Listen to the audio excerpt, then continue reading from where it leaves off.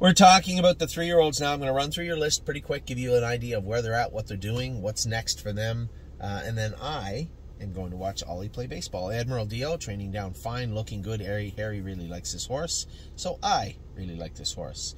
Arson is in on Monday. It's going to be a little bit short, but a very, very good horse. It should be a long, fun summer with him.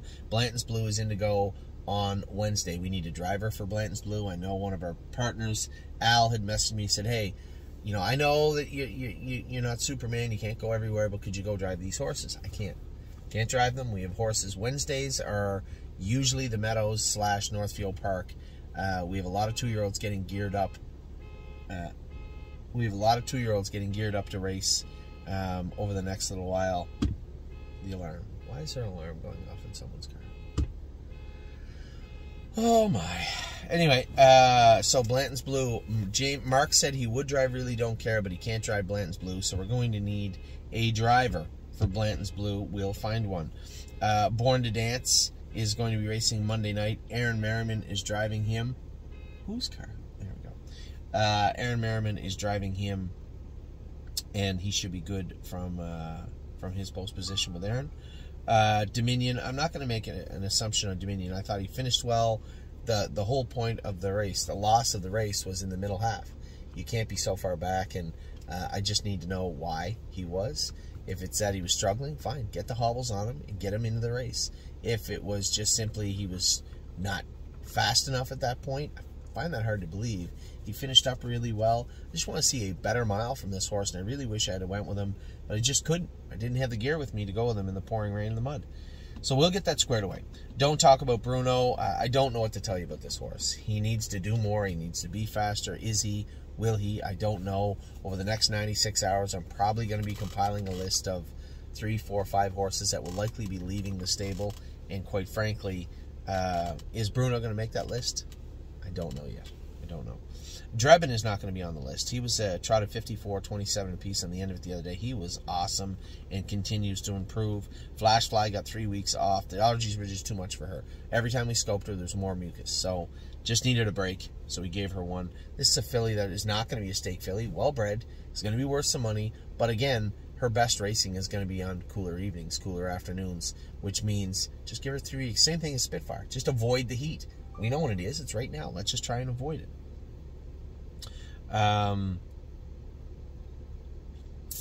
What else do we have? George of the Jungle has been great. Put him on Lasix. Somebody was asking the other day about Lasix. Just a trickle. Does he really need to be on Lasix? Of course he does.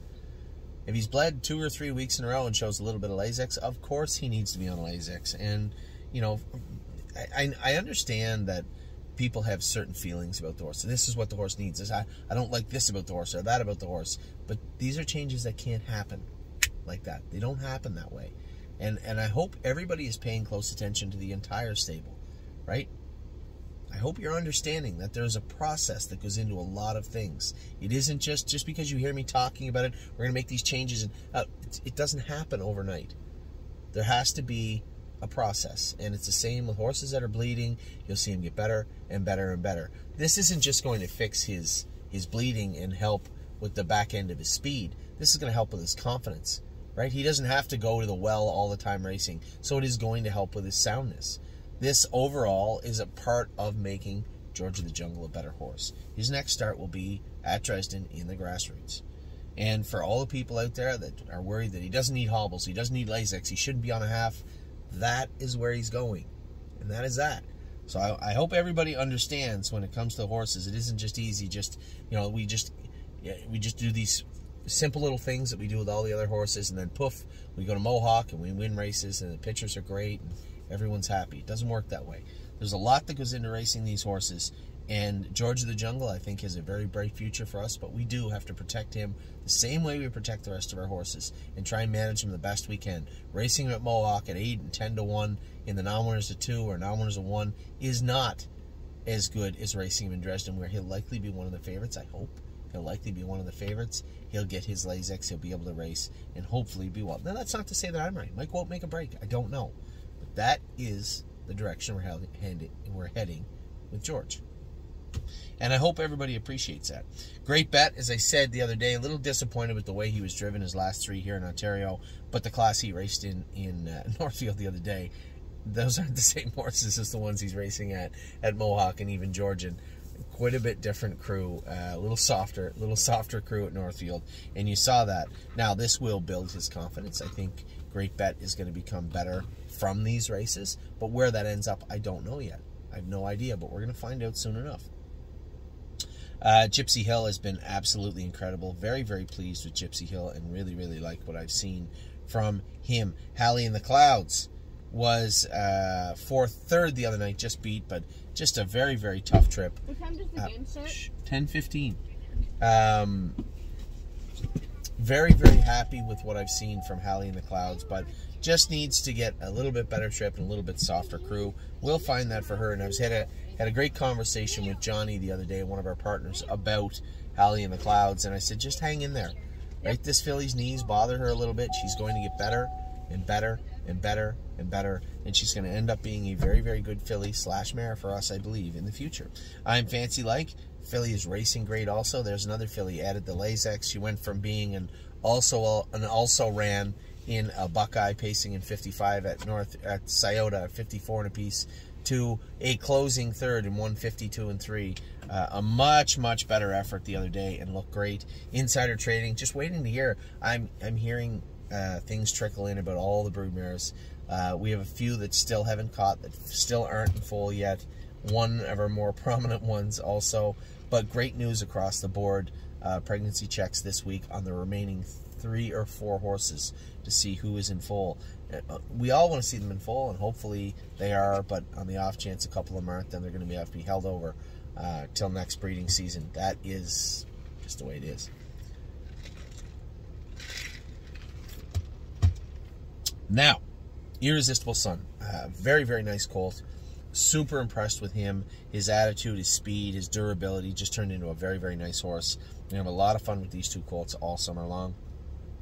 Lonely Lakewood, for those of you out there intently listening to my videos, trying to gather tidbits for your wagering this week, I'm not going to try and steer you wrong. I will tell you straight up, I trained Lonely Lakewood in 58 at Northfield Park, and I believe he's sitting on a good mile. Is he going to? Does that mean he goes out and wins in 56? I can't say that. I can just tell you what he is. He's not short, and he's going to race Wednesday at the Meadows. Lover's Play was awesome in her training mile this week also. She's coming in tight, sharp, and feeling good at Northfield Park. 8-hole, but in the maiden claimer. I know we're going to have some people say, oh, well, I thought you loved this filly. Of course I do. I'm also well aware that she was injured at 2, and that nobody is really in the market for an injured, a formerly injured 3-year-old trotting filly with decent breeding heading into the latter parts of the summer. I think we're safe in that regard. And whatever, it's not the end of the world either way. I think she'll be very, very good on Wednesday. Mel Gibbswan, just waiting for the final prognosis from Dr. Carter. There was a hole detected in his left hind suspensory. He believes he can treat it. The leg itself looks good. The extent of it, the prognosis, I do not have yet, but I should very, very soon. Memory and Imagination is in Monday, should do very, very well at Oak Grove. He trained good this week. He's coming in sharp. The only changes made, we did take the flip-flops off him and just opted for a 5/8 trotting shoe. We'll see how he does on Monday. Militant looked fantastic the other day. Very impressed with Militant and how he's done. Eagerly awaiting his next start. Mountains for All, still not any definitive answers with him. Nothing on ultrasound, nothing on x-ray. Still a little off. Left hind. So we don't really know just yet. I was going to wait to hear from Adam Rucker today or Ronnie. I haven't heard from either of them. So we'll see how... what is this thing doing? It's annoying. We'll see how that plays out over the next couple of days, and I'll let you know as soon as I know. Pickpocket, coming in good. The only question is he going to not bleed? Coming in great. He's sharp. He trained good. All seems well with Pickpocket. I have no idea. We will see on Monday together how Pickpocket does. Prince Charmer raced great his last start. Coming into a race Monday, I believe. Hunter's driving him. He should be good. Pull the Shoes, confirmed in full at 45 days. That is incredible news. Stay special. Also, 2 horses that got injured, and then we got them in full first crack. And so pleased to say that this filly went from an injury that would have cost her the rest of her season to being a mother, a broodmare, to Tactical Approach. Very impressed. Continuing on, I'll scatter in some broodmares here. Punch the Clock. We opted for embryo transfer for her for a number of reasons. I talked to our clients about it. The embryo was taken out of her today and will be put in the host mare tomorrow. The success rate for that is very high. So it is the most optimism we've had yet this season is ongoing right now with Punch the Clock. Purple People Eater was great the other day. Very impressed with this filly and how she raced. Really growing up and being a competitive, versatile racing filly. Ready for Landing is also quite versatile right now. On Lasix for his first start the other day, I felt he was slipping. We're going to take the flip-flops off him and race him Wednesday. You probably won't see me on the front with him on Wednesday. If he was behaved as he was the other day, I'll probably land him in the 3, 4, 5 hole. I'd like to either ride the rail or be second or third over with him. We'll see how that plays out. Really Don't Care is in Wednesday. Mark is going to drive Really Don't Care Wednesday. What happens with Really Don't Care and Blanton's Blue after Wednesday, I'm not sure yet. We'll find out. We may race them once in Goshen, and then they're going to have to go, whether they come back to Northfield and win the overnights, or whether they continue on the Excelsior track, or whether they find an Elmer's or 2 at Saratoga or somewhere. I don't know yet exactly what will happen in that regard. We have a number of paths. None of them are well lit, but we have a number of paths for those 2 horses. Let's see how Wednesday works out first. Sunset Acres Girl, a good 4th. She kind of just couldn't get out in the last quarter, and I think Donnie wanted to take the flip-flops off her also, which I'm sure will be fine. Sweeney is at Brett and Stacy's. They love Sweeney. They've been raving about how much they think of him as we head into this week, and I personally believe you're going to see a huge improvement just for the mental state of Sweeney being on a farm, a little more low stress and relaxed, and I think for this particular horse, this will pay huge dividends down the road. Time Is On My Side will be getting ready very soon. His next official start will be at the Adios. Before that, we'll see. He'll race in some sort of 3-year-old race as we get ready for the Adios. Victory Blue Chip, I think I underdrove him the other day, but he was great at Northfield Park. That's a good spot for him, and I think he'll do very well this week coming.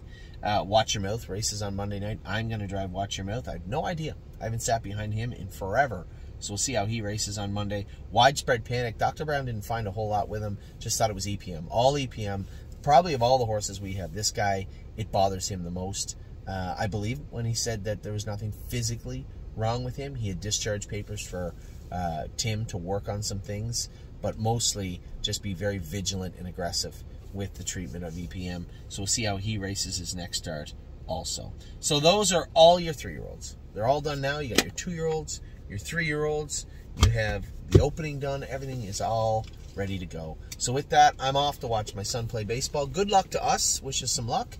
And I hope you guys are having a great weekend wherever you're at. Take care.